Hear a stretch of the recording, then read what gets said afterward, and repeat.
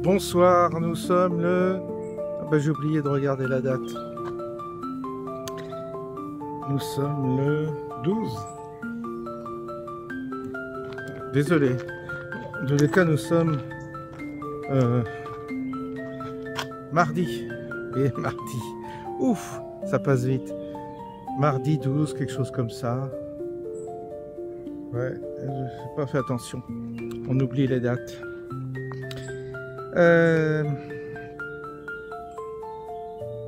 Oui, j'ai pas mal de choses à vous dire parce que ça bouge. Alors déjà, pour ce, je commence par Thierry Chabonat, notre informaticien.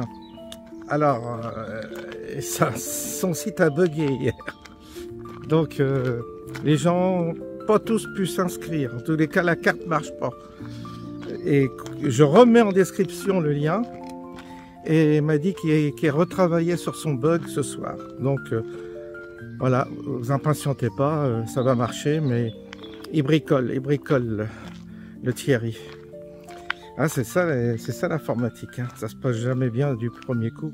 Puis là c'est exploitation en réel, donc je sais pas s'il a fait les tests nécessaires, mais là du coup il y a eu pas mal de gens qui ont voulu s'inscrire. Et il y a un bug. Bon, donc vous étonnez pas si ça marche pas, ça va bientôt arriver, ça va être au point. Bref, et puis j'ai appelé aujourd'hui Monsieur Jean-Marc Sabatier qui bataille en ce moment à propos de l'ARN messager, la vaccination des animaux. C'est son cheval de bataille et il a été donc tout à fait disposé à venir nous voir et c'est une bonne nouvelle. Ça veut dire que nous allons certainement en septembre, si ça lui convient, on n'en a pas encore parlé, mais il faut le temps moi que je repère à nouveau, que je regarde si on peut organiser ça en septembre, ce qui serait bien après les vacances.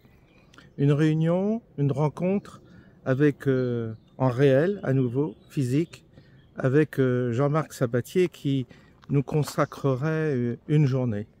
Une journée, d'une part pour préparer son intervention et vous proposer ses études, et puis d'autre part pour répondre à vos questions, soit des questions personnelles ou collectives, il y en aura beaucoup, je pense, puisque nous sommes tous concernés par cette histoire, étant donné qu'on va retrouver ces éléments-là dans notre nourriture. Alors, vous pourrez regarder sur le net Jean-Marc Sabatier, hein, vous regardez, vous verrez son curriculum vitae, rien à redire. Il a les compétences et le niveau pour asseoir sa théorie. Et si des gens sont pas d'accord avec lui, j'espère qu'ils viendront discuter, qu'ils viendront argumenter, parce que on n'est pas une secte, on n'est pas une secte complotiste, on est des gens qui cherchons à savoir. Et ce qui est étonnant, c'est quand un scientifique débat d'une théorie et découvre un principe, au lieu de le marginaliser, de le persécuter, comme il semble que ce soit le cas en ce qui le concerne, il faut argumenter. Et on est dans un débat, et le débat scientifique, c'est là pour justement faire avancer les choses. Alors nous sommes évidemment incapables de vérifier la nature des principes qu'il expose. On n'a pas force. Quand je dis nous, c'est ceux qui n'ont pas de bagage scientifique. On essaie d'y voir clair, on essaie de faire confiance, on constate parfois les faits et on essaie de s'en sortir. C'est comme quand on a affaire à un médecin, on essaie de trouver un bon médecin, mais on peut se tromper. Et lui aussi peut se tromper de diagnostic. Donc vous voyez qu'on est sur des eaux flottantes et on est sûr de rien. Quand on est sûr de rien, on débat, on avance des arguments et on confronte des arguments. Dans le domaine médical, dans le domaine scientifique, c'est ça le principe, c'est d'éclairer chacun son point de vue avec des éléments rationnels, des éléments d'observation, des études, et puis on confronte ces études, on confronte ces arguments, et normalement, ça permet de voir si ça tient la route ou pas, nos arguments. Alors ce que je ne comprends pas avec monsieur Jean-Marc Sabatier, c'est qu'il n'y a pas de débat scientifique. Et il y a un procès en sorcellerie qui est fait parce qu'il dérange. Il dérange des milieux peut-être financiers, des milieux politiques, je ne sais pas. Il dérange. Et le fait qu'il dérange, ça provoque une omerta. Et les autres, parce que la question que je lui posais, je dis, mais confrères, tout ça, les confrères qui sont en activité, qui sont plus jeunes, ils ont peur de briser leur carrière, ils ont peur de se compromettre, ils ont peur même que la réputation nuise, le fait de parler de Jean-Marc Sabatier, d'être à ses côtés, nuise à leur propre réputation. C'est ce qui s'est passé pendant le Covid, avec le vaccin. Et tous ceux qui se sont opposés au vaccin, les médecins, les scientifiques, eh bien, ils ont été vachement malmenés par le système. Ils ont été condamnés par l'ordre des médecins, ils ont été marginalisés, ils ont été ridiculisés par des gens qui n'avaient aucun niveau, qui n'avaient même pas le niveau de ceux qui, comme Alexandra Rion-Caude, elle était catho, la pauvre, ça a été la cible. On l'a ciblée sur des éléments personnels, mais pas sur ses analyses, pas sur ses arguments scientifiques. Donc ça, c'est pas correct. Et c'est même, ça révèle la malhonnêteté des gens qui sont en face. Parce que quand tu es sûr de ton coup, quand tu sais que ton vaccin il est bien, qu'il n'y a pas d'effet secondaire, que le produit que tu diffuses il est de bonne qualité, tu argumentes, tu apportes des éléments, tu apportes des chiffres, tu apportes des contre-arguments, mais de nature scientifique et même pas idéologique. Tandis que là, il n'y a pas ça. Donc moi j'invite à tous ceux qui contestent les conclusions de Jean-Marc Sabatier à propos de l'ARN messager autorépliquant qui est justement qui est utilisé dans la vaccination de tous les animaux d'élevage, et pas seulement, même les animaux domestiques, eh bien, je les invite à venir. Ça sera ouvert, on fera pas je dis, c'est pas une secte, ça sera ouvert. Donc ceux qui pensent qu'il a tort ou qui ont des arguments contraires, ils sont les bienvenus. C'est pour ça que, en organisant cette rencontre qui se déroulera en Seine-et-Marne, peut-être même à Vers-de-l'Eau, là on s'est retrouvés le 4 juin dernier. Je pense que la configuration du lieu est de bonne qualité pour organiser ce type de rencontre. Eh bien, bienvenue à tous ceux qui ont envie de poser des questions pertinentes, opposer des objections, des arguments, mais pas de procès en sorcellerie, s'il vous plaît. C'est fini le temps où on brûlait les gens qui pensaient différemment. Enfin, je pense que c'est fini, mais je pense pas que ce soit fini. Alors si vraiment on en est là, et ce que je crains, ça veut dire qu'on est sous l'emprise d'une mafia mondialiste qui a décidé d'appliquer un plan avec un agenda, et puis tout ce qu'on nous demande, c'est de nous taire. C'est-à-dire, sinon tu passes à la casserole, sinon on t'élimine, ou on te marginalise, ou on te persécute. Voilà un peu le décor. Donc vous voyez, c'est simple. Soit on est dans une société libre où chacun peut s'exprimer et à partir du moment où vous avez un directeur de recherche du CNRS qui s'exprime à propos d'un vaccin et qui dit que finalement l'ARN messager a des conséquences et qu'on va le retrouver dans la nourriture et que ça va avoir des conséquences sur notre santé, ça vaut le coup de l'écouter, non? Et ça vaut le coup même d'avoir des gens en face qui argumentent contre, qui nous rassurent, qui nous disent mais non, non, non, le professeur, enfin le monsieur Jean-Marc Sabatier, je sais pas si c'est un professeur, on peut appeler ça un professeur, il faudrait que je vérifie son titre, mais il a tort pour telle et telle raison et argumenter à son niveau, mais pas faire un procès en sorcellerie avec ce fameux anathème complotiste. À partir du moment où tu utilises cet anathème-là, ça veut dire que l'autre n'a pas d'argument. C'est comme l'anathème facho en politique. Si l'autre te dit t'es un facho, c'est qu'il n'a pas d'argument. Les gens qui ont des anathèmes n'ont pas d'argument. C'est clair et net. Donc vous les éliminez d'office, ces gens-là. Mais ils sont dangereux parce que ils ont recours à la violence et à une force, je dirais, malfaisante. C'est le problème. Alors, je commence à préparer le terrain. Je dis, eh ben, écoutez, venez nombreux, et surtout tous les gens qui travaillent dans le domaine médical, scientifique, ben, c'est le moment de venir et de poser vos questions avec monsieur Jean-Marc Sabatier, parce que il aura l'occasion de débattre éventuellement avec ceux qui ne sont pas d'accord avec lui. Moi je dis venez, vous voyez, ça se fait, c'est simplement, il y aura la date, il y aura le lieu, c'est tout bête. Donc la porte est ouverte, hein. Donc je peux pas dire mieux. On est ouvert au débat, on est ouvert à la discussion, et moi je suis pas là pour appuyer telle ou telle thèse, je suis là pour donner la parole à des gens qui sont marginalisés et diabolisés, et aujourd'hui on peut constater que les effets secondaires ils ont eu lieu sur l'homme. On a autour de nous des exemples. Donc c'est pour ça que c'est légitime qu'on se pose la question maintenant sur les animaux, à savoir si on va retrouver dans notre assiette ce qu'on a refusé dans notre corps.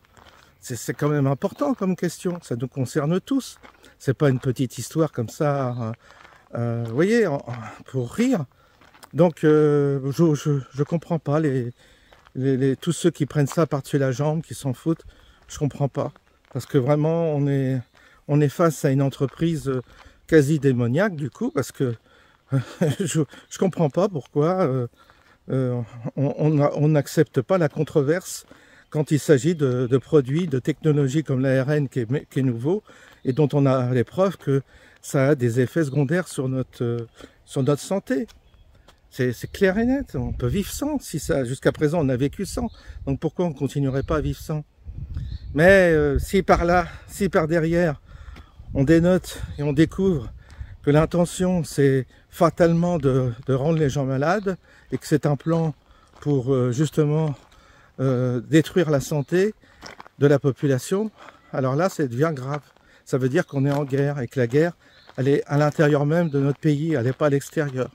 C'est pour ça des fois je me demande si les agitations de guerre que l'on nous fait suivre là avec la Russie, tout ça, si c'est pas une diversion pour justement nous empêcher de regarder la véritable guerre, qui est la guerre contre le peuple et contre les peuples, et que la guerre elle est intestine, elle est chez nous, elle est à l'intérieur même de notre pays, et qu'il n'y a pas besoin de guerre extérieure. En fait la guerre elle est déjà là, parce que si on s'attaque à notre santé, si on s'attaque à notre cadre de vie, si on s'attaque financièrement à nous, si on s'attaque, parce que vous avez remarqué, mais on nous attaque de partout, on nous attaque on nous empêche de nous déplacer, on crée un stress, on persécute ceux qui travaillent, on persécute les gens avec des amendes, tout ça, les gens qui ont des petits salaires et tout ça. En plus, on laisse volontairement toute la racaille se développer et agir, à créer un climat d'insécurité qui semble absolument permis par la société. Donc le peuple est coincé entre une insécurité financière, une insécurité physique à cause de la délinquance et une insécurité médicale à cause de la santé qui se dégrade avec tous les poisons qu'on nous balance. Alors le peuple est donc en train d'être attaqué à l'intérieur même à l'intérieur de toutes les nations. Toutes les nations sont concernées. Et l'instrumentalisation et de l'immigration avec la volonté de laisser se développer une immigration anarchique et offensive fait partie peut-être aussi, je dis bien, j'en sais rien, d'un plan, de façon à ce que le peuple soit totalement malade, désorienté, désabusé, dépressif. Et puis ils ont prévu enfin, comme ça, comme les gens sont malades et dépressifs et puis n'auront plus rien à becter, ben, ils iront demander l'euthanasie. Tout est prévu. Comme ça évitera de remplir les hôpitaux ou de coûter trop cher à la société. Une forme de plan de dépopulation qui permettrait ainsi de réguler la démographie galopante de nos sociétés et puis surtout de la planète. Je regardais en 1968, j'ai posé la question, on était 3 milliards à peu près, un peu plus de 3 milliards d'habitants sur Terre. 3 milliards 500 millions. Et il y avait 600 millions de catholiques sur 3 milliards 500 millions. C'est bien de regarder ça. Et aujourd'hui, on est 8 milliards. Vous voyez, ça veut dire que, mettons 1970, ça veut dire, vous voyez, 50 ans après, on a plus que doublé sur Terre. Alors c'est pour ça qu'ils veulent peut-être réduire la démographie. Et c'est peut-être pour ça qu'il y a des guerres, qu'il y a une guerre tout azimut, qu'il y a une volonté de provoquer une chute de la natalité en stérilisant les gens, et puis aussi une chute de la population en essayant de les empoisonner pour qu'ils disparaissent. Comme ça, vous réduisez la population déjà occidentale, parce qu'ils sentent que ce soit elle qui soit visée en premier lieu, puis peut-être qu'après ils trouveront une espèce de virus qui s'attaquera à des ethnies particulières, ils sont capables, ils ont les moyens, puis ils éradiquent comme ça une grande partie de la population, et ils se retrouvent avec, mettons, 1 milliard d'habitants, ben, ça suffit. Ils contrôlent la démographie. Alors le contrôle de la démographie, les Chinois l'ont fait, mais d'une manière plus autre, en obligeant les couples à avoir qu'un enfant. Et c'est comme ça qu'ils ont contrôlé. Bah, ils n'ont pas eu le choix, c'était nécessaire quand même. Et on s'aperçoit qu'effectivement, on pourrait... c'est toujours pareil, si vous voulez. Ça s'entend que... Peut-être que ça s'entend qu'on est trop nombreux et que... J'en sais rien, j'ai pas d'opinion là-dessus, mais ça peut s'entendre qu'on ne peut pas avoir un développement exponentiel avec des ressources naturelles qui sont limitées. Et si on raisonne comme ça, je ne sais pas si mon raisonnement est bon, mais on peut comprendre en tous les cas la logique de vouloir limiter la démographie. Et parce qu'il n'y aura pas assez peut-être pour tout le monde, on peut penser comme ça. Et aujourd'hui, comme ils sont en train d'inventer des robots humanoïdes, tous ces robots vont remplacer évidemment toutes les tâches basiques qui sont actuellement occupées par de la main d'œuvre bas de gamme. Donc l'humanité, si vous voulez, est en train de changer. Il y a une forme de sélection qui se fait par le haut. Il y a une humanité qui estime être l'élite. Donc ils ont les enfants des grandes écoles, les gens ont des possibilités et des moyens de vivre qui sont très confortables, avec des enfants qui font des études, etc. Et cette élite la vit entre elles. Ensuite, cette élite, elle vise l'immortalité, c'est-à-dire qu'ils compte sur les sauts de la technologie, des sciences pour vivre plus longtemps. Alexandre, il le dit, hein, on a fait des découvertes qui permettent peut-être aux gens de vivre éternellement, pas éternellement, mais vivre très longtemps. même rajeunir. Tout cela est sur le papier et semble réalisable en tous les cas. Donc vous avez une élite qui se dit, bah finalement on n'a plus besoin de procréer puisqu'on va continuer à vivre. Et si on continue à vivre, ça veut dire qu'il y aura une explosion de la démographie si vous avez une partie qui ne meurt pas. Donc ils ont peut-être déjà anticipé ça, c'est-à-dire une population qui va vivre beaucoup plus longtemps dans un cadre et un confort de bonne qualité, disons, avec des moyens et un potentiel de développement personnel plus important. Ils auront des robots pour leur servir, en tous les cas pour leur permettre de remplir les tâches basiques. Donc ça sera 24 heures sur 24, ils seront disponibles. Il n'y aura plus besoin de s'embêter avec des humains pour exécuter les bâches tâches. Et puis la planète changera, l'humanité changera. Ce sera une toute autre humanité, ce sera une autre civilisation qui prendra place. Et là, on aurait en quelque sorte affaire à la fin d'un monde, à la fin d'un modèle. C'est pour ça que il semble que le rouleau compresseur de ce que nous subissons, eh bien, est très puissant. Il est très puissant puisque il utilise tous les moyens, il a tous les leviers, alors les leviers financiers, mais pas que. Il a les leviers occultes, il a le levier financier, il a tous les leviers pour opérer cette transformation de la planète et changer la planète et changer son destin. Bah, si c'est vrai, tout ça, c'est évidemment pour nous, qu'est-ce que tu veux? Et à un moment donné, on se dit, bah, basta, quoi, on va crever, puis c'est tout, quoi. Et il n'y a plus qu'à vivre nos dernières années comme ça, on ne fait pas partie de l'élite, on n'est rien, et puis on va se faire dézinguer, puis voilà. Ça, c'est une des hypothèses qui peut être plus ou moins considérée comme complotiste, et puis qui peut se comprendre, parce qu'il y a une logique quand même, il y a une cohérence. Il y a une cohérence dans tout ça. C'est pas comme si, quand tu déroules, tu t'aperçois qu'il y a une logique, tout se tient. Et même les propos des uns et des autres, quand tu écoutes Attali, Laurent Alexandre, tout ça, tous ces gens-là, ils le disent, ils se cachent même plus pour le dire, vous voyez. C'est ça qui est intéressant, c'est qu'en plus, les écrits sont là, les vidéos, vous pouvez les regarder, il y a des vidéos où ils assument tout ça. Davos, c'est assumé. La dépopulation, elle est assumée par Davos. C'est écrit, c'est pas comme si c'était pas écrit. Il y a les sources, il y a tout. Donc c'est parce qu'on veut pas avoir. Mais c'est normal qu'on soit dans le déni, parce que la réalité, c'est que non. La réalité, c'est qu'on va passer la casserole. Alors, si tu dis à quelqu'un, de toute façon, t'as beau te débattre, t'as beau contester, t'as beau t'agiter, tu vas passer la casserole, t'as pas le choix. Tu fais pas partie de l'élite, donc tu vas disparaître. Tu vas finir dans un no man's land et tu vas crever. Et on t'offre simplement, comme dans Soleil Vert, on t'offre l'euthanasie pour que de toi-même tu choisisses de mourir. Comme ça t'évite de trop souffrir. Ils ont tout prévu, c'est la clé est là.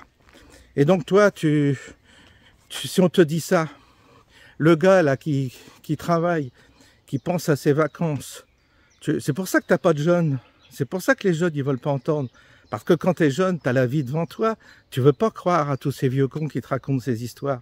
Donc tu continues à pédaler dans ton coin, à y croire, à te dire ah, je vais faire une famille, je vais être chef l'année prochaine, je vais avoir une super prime, bientôt je vais acheter la nouvelle Super 5 Chrono, c'est bon projet, et puis je vais m'offrir un super voyage à Bali, je vais aller à Bali, je vais aller à Hawaï.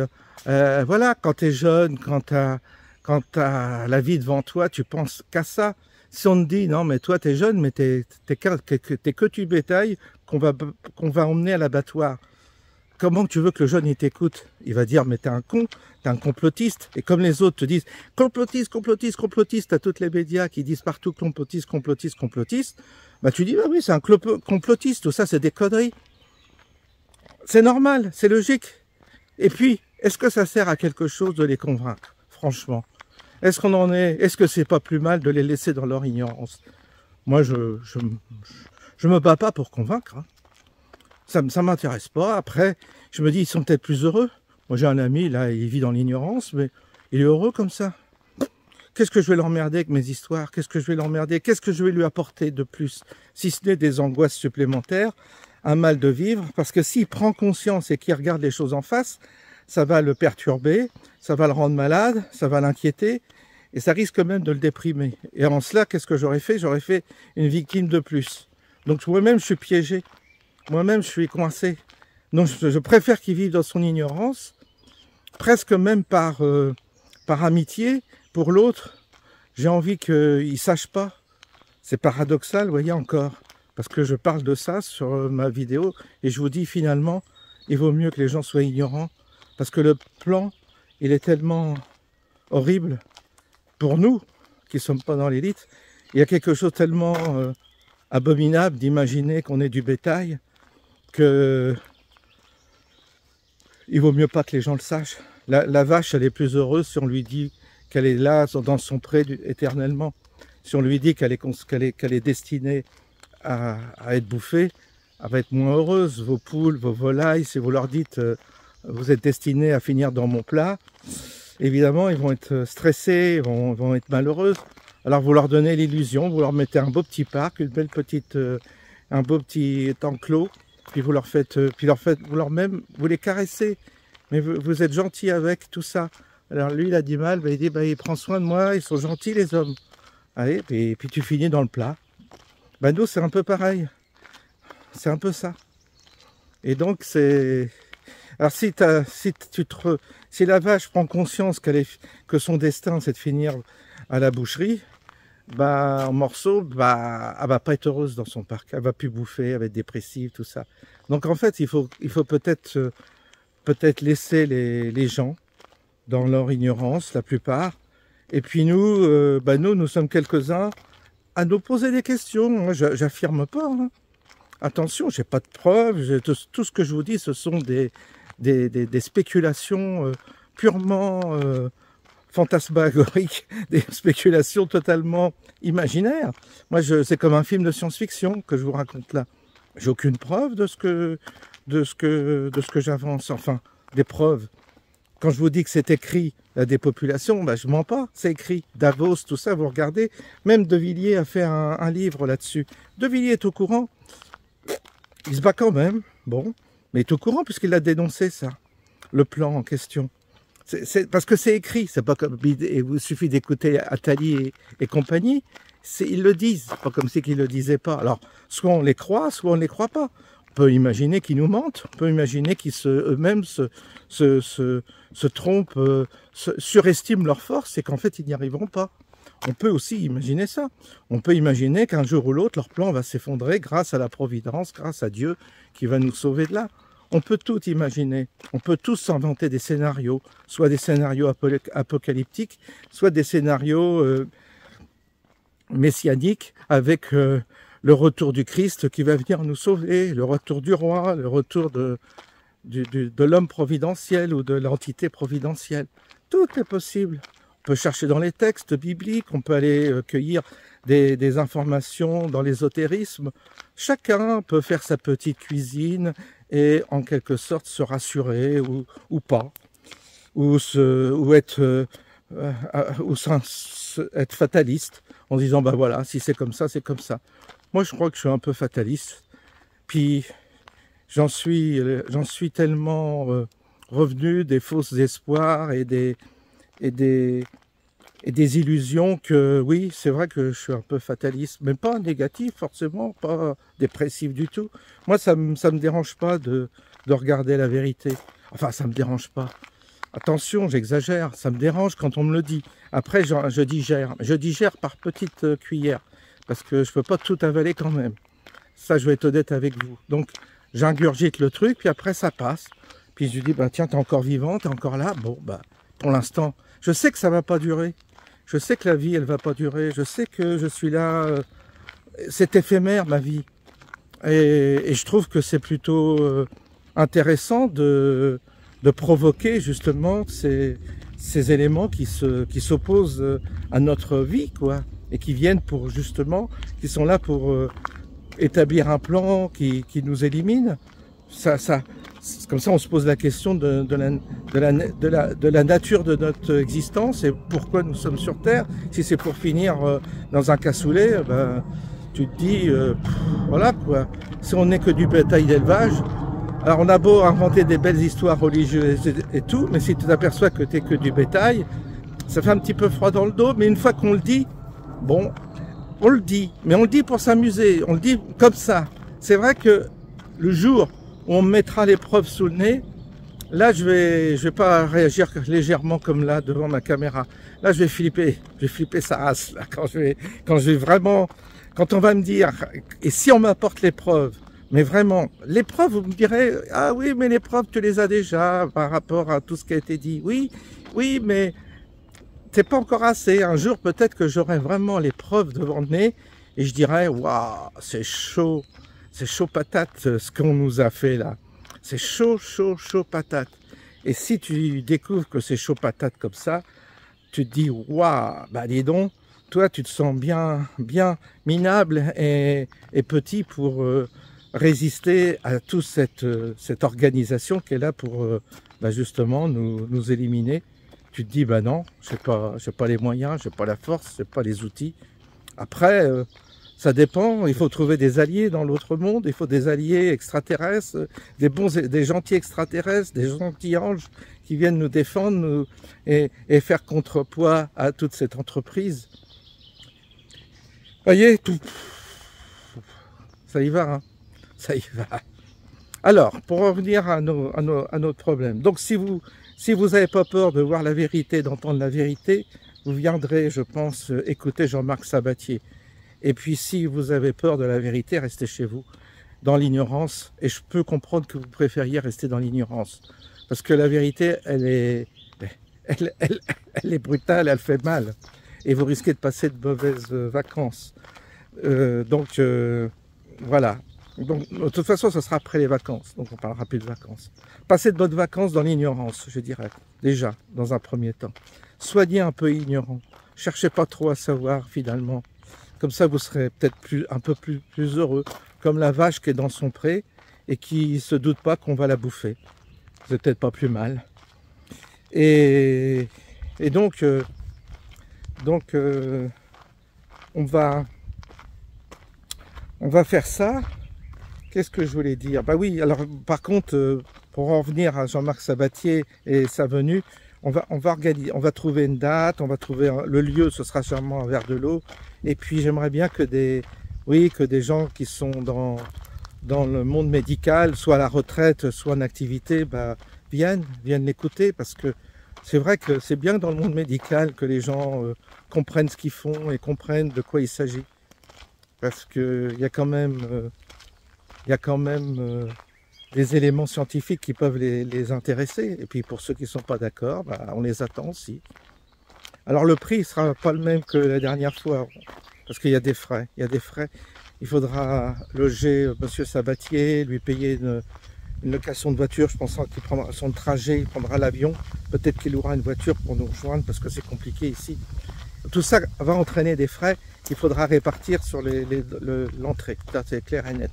Toujours la location de la salle, etc. Bref, mais ça fait partie du jeu. Et sinon, bah, on continue. Alors, ce que je peux vous dire, c'est que l'entretien que j'ai eu avec Monsieur Sabatier au téléphone dénote qu'il est victime d'une certaine persécution de son milieu, enfin persécution, d'une ostracisation du milieu professionnel, et puis aussi certaines attaques de certains médias qui se coordonnent pour fustiger sa réputation. Donc c'est dommage, parce que Monsieur Jean-Marc Sabatier a eu des responsabilités, il a créé un vaccin, m'a-t-il dit. Il était donc même pas anti-vax, vous voyez, c'est même pas le sujet. Ensuite, il a travaillé avec Luc Montagnier, il a des références, des références, même je lui demanderais de faire un effort de vulgarisation, parce que c'est vrai que des fois, moi, j'arrive pas à le suivre quand il part dans ses explications scientifiques. Moi, je sais pas les termes, je sais pas de quoi il parle. Mais Mais comme il est habitué à avoir des interlocuteurs dans son monde, il est pas conscient que nous, on est néophytes, on n'a pas la capacité de le comprendre. Alors ça, je veux bien lui dire de vulgariser surtout. Ensuite, il pourra tenir des propos scientifiques s'il y a en face de lui des gens qui ont la capacité de bien comprendre de quoi il s'agit. J'ai bon espoir que tout cela se passe bien. Vous voyez, c'est une prochaine étape. Alors si Thierry Chabdin il met au point son logiciel, là, son site, et qu'on peut ainsi organiser du covoiturage, ben, vous voyez, comme ça, ce sera une occasion que des gens puissent se déplacer. Parce que grâce à cette carte, on verra si le covoiturage est envisageable ou pas. L'avantage du covoiturage, c'est que vous allez faire le trajet avec des gens que vous serez de même sensibilité, et puis surtout, ça vous coûtera moins cher, il y aura moins de frais, vous partagerez les frais. Voilà, et puis ce sera pareil, ce sera une histoire de chacun prendra son pique-nique, et là aussi il n'y aura pas besoin de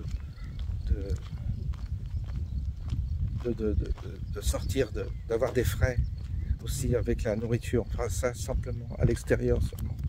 Vous voyez, ça prend forme petit à petit tout ça. Et puis nous, notre chemin, bah, il est parsemé d'expériences comme ça, avec des personnes qui interviennent et qui apportent leur soutien, leur aide, leur participation. C'est bien, c'est ce que je voulais. Et d'autre part, on n'a pas de, vous voyez, on n'a pas d'ambition, enfin, on n'a pas d'ambition spéciale, on est simplement habité par le désir de comprendre et de connaître la vérité sur le monde qui nous entoure déjà, ça serait pas mal. Puis ensuite, à partir du moment où on comprend, on s'informe, on a une perception de la vérité, de la réalité, pardon, eh bien, on se positionne.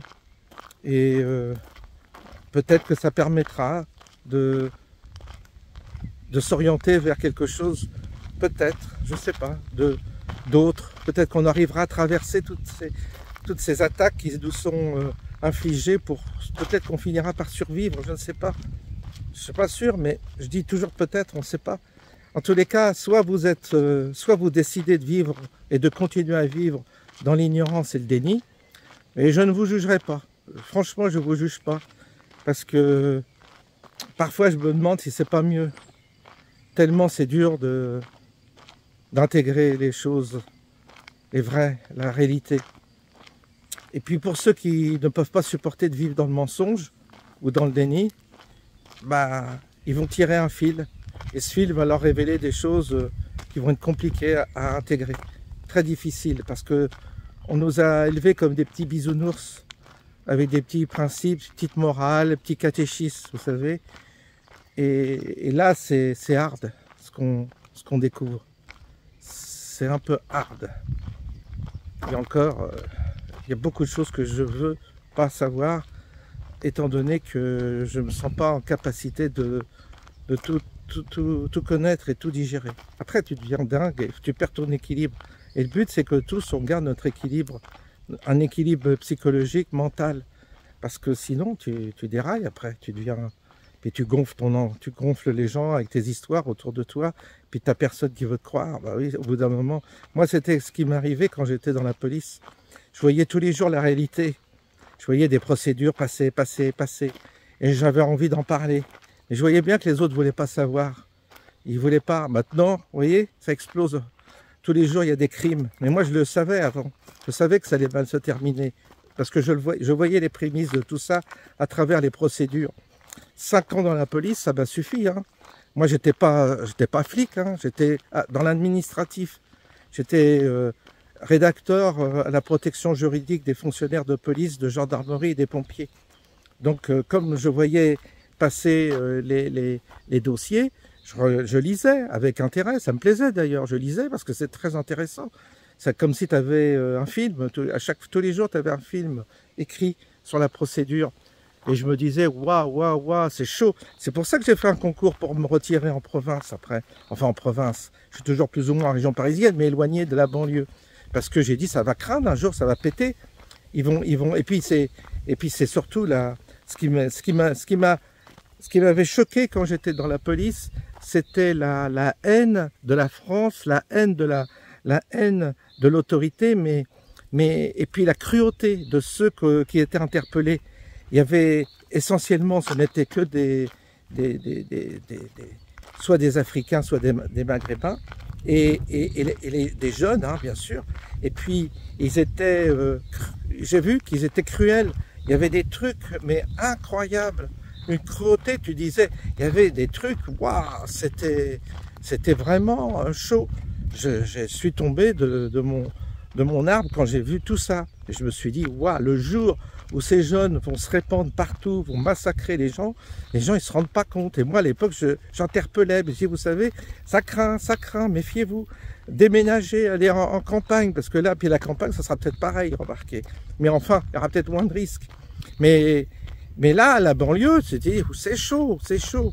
Et les gens, non, François, je disais ça des habits, non, mais non, t'exagères. Ils écoutaient pas, ils voulaient pas savoir. Vous voyez, ben là, en ce moment, ça y va, à la manœuvre, les couteaux, les gosses qui se font tuer, tout ça. Mais moi, je le savais avant. J'en étais conscient avant. Mais je prêchais dans le désert parce que les gens préfèrent ne pas savoir. Ils aiment le déni. Et rebelote avec le vaccin. Quand j'ai dit à mes parents, faites attention, j'ai dit à ma mère, j'ai dit, fais pas la 3e dose. J'ai dit, ça suffit, tu t'arrêtes là. Et elle a même pas écouté, elle a fait la 3e dose. Et après, turbo cancer. À chaque fois, tu avertis les gens, mais ils veulent pas t'écouter. Alors et pourtant, le vaccin, c'est pareil. J'avais quand même anticipé ça, j'avais vu. Et aujourd'hui, tu as plein d'effets secondaires. Il me l'a dit, Jean-Marc Sabatier. En plus, statistiquement, on peut pas le prouver parce que tout est falsifié. Ils veulent pas révéler la vérité. Donc, on peut que constater autour de nous. Vous allez voir simplement dans les cimetières, vous allez vous renseigner auprès des gens qui s'occupent des pompes funèbres et vous écoutez. Et sur la mortalité, ça explose. Et la mortalité infantile aussi, vous vous renseignez pour tout ça, vous verrez. Et donc, du coup, là encore, vous voyez, je me suis pas trompé, mais j'ai essayé d'avertir. Je leur dis, mais vous faites pas vacciner, tout ça. Maintenant, on sait que ceux qui ont eu le Covid et qui se font vacciner, il y a encore plus d'effets secondaires. Quand ils ont eu le Covid et qu'ils se sont fait vacciner, c'est Jean-Marc Sabatier, il explique pourquoi. Il donne des explications scientifiques. Mais c'est pour ça que les gens, ils sont pas bien et tout ça, certains. Et qui développent plein de merde. Mais nous, c'est pareil. En toute façon, on va être coincés, hein, parce que, si vous voulez que la nourriture, là, on va tous y passer. Donc, c'est quand même grave. Et tout ça, et vous le dites, mais les gens ne veulent pas vous croire. Ils sont dans le déni. Alors après, évidemment, autour de vous, vous avez des gens qui sont malades, qui sont souffrants et qui meurent. C'est logique. Ben oui, c'est logique. Et donc, qu'est-ce que vous voulez? À quoi ça sert? On crie dans le désert. Moi, j'ai pas d'autorité. Je n'ai aucune autorité pour persuader. Et Jean-Marc Sabatier, qui lui a une autorité en tant que scientifique, en tant que personne qui a vraiment une maîtrise de cette connaissance, lui-même, il n'a pas non plus d'autorité auprès des gens qui connaissent rien. Alors, c'est comme Luc Montagnier, il disait, ah ben il est sénile. Moi j'entendais autour de moi, quand il avait parlé de ça, du vaccin, ah ben il est sénile. Bah, comme Dr Perron, on a dit, oui, il a raconté n'importe quoi, c'est un complotiste, tout ça. Bon, des gens qui ont quand même un bagage, quoi. Prix Nobel de médecine, c'est quand même pas rien. Ben, même lui, il n'arrivait pas à se faire entendre. Alors qu'est-ce que vous voulez, moi, petit youtubeur, qu'est-ce que tu veux que j'ai comme influence? Rien. Pour ça, faut laisser courir. Hein. On laisse courir. Tu veux crever, bah crève. Qu'est-ce que tu veux? Tu veux être malade, bah sois malade. Tu veux courir, tu veux creuser ta tombe, bah creuse ta tombe. Qu'est-ce que tu veux? C'est peut-être la fin d'une espèce, la fin de l'espèce humaine, et peut-être qu'il y a une métamorphose qui se fera derrière, une autre espèce qui va remplacer la nôtre. On en est là. Hein. Alors, oui, on bataille un peu, on révèle des trucs, mais on reste quand même très, très, très minoritaire, sans moyens. susceptibles du jour au lendemain, on vient de nous zigouiller. Ça aussi, c'est possible. C'est facile, hein, ils ont mon adresse, ils ont tout. S'ils veulent, ils peuvent venir me zigouiller. Et puis on n'en parle plus. Puis l'affaire est classée. C'est ça, c'est le contexte, c'est comme ça qu'on est. D'ailleurs, on se demande pourquoi déjà, ils nous laissent parler déjà. On se demande, peut-être que ça va mal se terminer, tout ça, c'est pas exclu non plus. On ne sait pas. Mais en tous les cas, l'existence, elle est... Chacun trouve le sens de sa vie, chacun trouve un sens. Chacun trouve le sens, si certains veulent vivre cachés, dans la paranoïa, c'est leur souci. Moi, ça m'intéresse pas, parce que la vie, elle est petite. La vie, elle dure pas longtemps. Et tu vas quoi? Tu vas pour ton petit confort, tu vas vivre, tu vas croire que tu vas passer à travers les obstacles. C'est pas possible. Donc, c'est pas ce qu'on y gagne en fait. Une illusion de bonheur. Condition d'avoir de l'argent, mais si t'as pas d'argent, tu galères. Alors, qu'est-ce que tu veux? Donc non, moi je pense qu'en fait, je pense qu'on doit sur Terre, on doit quand même avoir un rôle quand même. Maintenant, je noircis peut-être le tableau, hein, peut-être que finalement je me trompe et que c'est pas si mal qu'il va y avoir un événement providentiel qui va venir nous... C'est pas exclure, hein. J'attends de le voir, mais peut-être qu'il y aura un élément providentiel qui viendra nous révéler qu'il y a finalement une autre solution. Une solution autre. Qu'on envisage de limiter la démographie, ça je peux le comprendre, ça s'entend. Je vois pas l'intérêt, vous voyez, qu'une population, elle se démultiplie. Si on me dit, voilà, la vie sur Terre, elle va être différente, elle va être plus longue, parce que la vie normale d'un homme, c'est très court. Donc on a trouvé les moyens pour allonger la vie. Pourquoi pas? C'est pas mal. De façon à trouver des éléments pour nous faire progresser sur cette Terre. Parce que peut-être qu'il y a une utilité à être incarné dans cette dimension. Et s'il y a une utilité à être incarné dans cette dimension, peut-être que ça vaut la peine de vivre plus longtemps. De trouver en tous les cas un mode d'existence plus long pour expérimenter cette vie et en tirer beaucoup plus de leçons. Parce que là, la séquence est trop courte pour tirer toutes les leçons. Et en même temps, on a besoin d'un potentiel mental, intellectuel plus important. Parce que on manque de ressources pour envisager une évolution personnelle et une évolution de notre âme. Donc peut-être que notre âme incarnée, ça a un sens. Et peut-être que ça a un sens au niveau de cette dimension matérielle dans laquelle on est. Et donc pourquoi pas? Pourquoi pas augmenter l'espérance de vie, trouver... Ça s'est fait dans le passé, les gens peut-être... On dit toujours, j'ai lu ça, qu'il y a des gens qui vivaient 100 ans, 200 ans, 300 ans, qu'il y a eu des périodes où l'homme vivait beaucoup plus longtemps.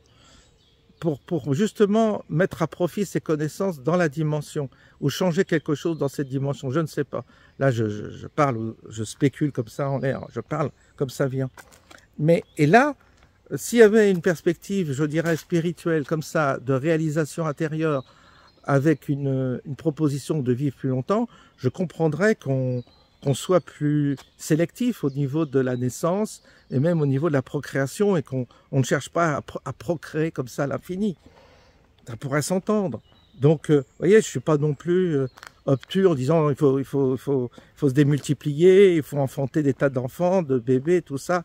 Non, je ne suis pas contre. Mais au lieu d'imposer ça à la population, ce serait mieux qu'elle le choisisse, qu'elle le fasse par choix et qu'elle décide d'un autre mode d'existence avec peut-être de nouveaux outils pour justement s'élever. Mais il n'y a pas cette dimension spirituelle dans l'humanité. Et c'est vraiment un plan inversé parce que, en fait, on pourrait être sur la même trajectoire qu'avec l'adversaire, mais dans un tout autre état d'esprit, dans une toute autre... avec une autre perspective.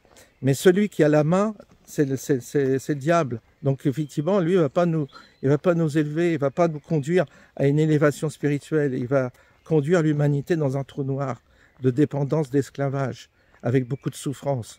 Alors que nous, on pourrait très bien envisager de prendre une voie parallèle, c'est-à-dire intégrer le fait qu'on soit moins nombreux sur Terre, intégrer qu'on puisse vivre plus longtemps grâce à une technologie nouvelle ou à une médecine nouvelle, et ainsi participer à cette vie et peut-être même avoir, pourquoi pas, des robots pour nous soulager d'activités qui sont contraignantes et nous consacrer à une dimension, je dirais, plus élevée, spirituelle, et qui nécessite du temps, qui nécessite un certain apprentissage, de certaines connaissances, parce que la connaissance, et pour s'informer, pour acquérir de la connaissance, il faut être disponible. Et je vois, moi qui travaillais, c'est pas possible quand tu travailles. Et c'est vrai qu'à la retraite, j'ai plus de temps, je suis beaucoup plus disponible pour acquérir de la connaissance. Mais le problème, c'est qu'il me reste très peu d'années à vivre dans l'échelle de la vie humaine. Et donc là, c'est trop tard, quasiment. Moi, j'aurais voulu commencer cela à 20 ans, même plutôt à 15 ans, 14 ans. L'initiation, l'apprentissage. Et il ne s'agit pas de vivre. Le travail est une notion d'esclavage parce qu'on peut envisager une société sans travail, c'est-à-dire une société effectivement où l'accomplissement du travail matériel est remplacé par des robots. On n'est pas obligé, nous, d'être un robot toute notre vie. On n'est pas contraint de vivre comme un robot. Et donc, on pourrait envisager une autre civilisation. Ça, je suis pas contre, au contraire, je suis même pour. Moi, je suis pour qu'on bascule vers autre chose que cette civilisation dans laquelle on est. Un autre monde, une autre perspective. Mais dans la mesure où c'est une civilisation qui permette un développement intérieur, un développement de l'âme humaine. Parce que dans ce corps, il y a une âme, et cette âme, il faut en prendre soin et la développer. Mais là, ce qu'on a en face de nous, c'est une brutalité terrible. On a un adversaire qui, malheureusement, ils ont les manettes en main et ils sont d'une brutalité infernale, quoi. C'est une brutalité et d'une inhumanité, mais qui est infernale, quoi. Donc c'est normal qu'on s'oppose, mais on s'oppose avec des petits moyens. Donc il nous faudrait être assisté par des forces supérieures, des forces surnaturelles pour combattre ce monde-là. Si on n'est pas assisté par des forces surnaturelles, eh ben c'est plié, quoi, on est foutu. Alors peut-être que c'est ça, ma demande, c'est qu'on soit assisté par des forces surnaturelles qui nous permettent de rectifier le tir, en tous les cas d'arrêter ce massacre à la tronçonneuse dans laquelle on nous enferme et on nous emmène, quoi. Mais c'est vrai que je ne suis pas non plus pour défendre l'ancien monde. Je ne suis pas pour non plus défendre une société ancienne. Non, non, je suis pour aussi qu'il y ait un changement, une métamorphose, mais pas la trique comme on nous fait. Vous me direz peut-être que c'est le meilleur moyen de nous faire changer, puisque de notre plein gré, on ne veut pas changer. Peut-être que c'est le rôle de l'adversaire, c'est malgré tout de nous faire changer, malgré nous. Vous voyez, c'est toute la question du bien et du mal, quoi, et du mal qui finalement est également un levier pour nous faire évoluer. Vous voyez, on va loin, mais pourquoi pas. Bref, on en a fait j'ai beaucoup parlé. Je vais vous laisser, parce que ça y est, j'arrive chez moi. Donc on se donne rendez-vous peut-être en septembre, on va voir, préparez-vous. En tous les cas, on va se retrouver. Et je vous souhaite en tous les cas une bonne soirée. 53 minutes, ça fait beaucoup. Il n'y en a pas beaucoup qui vont aller jusqu'au bout.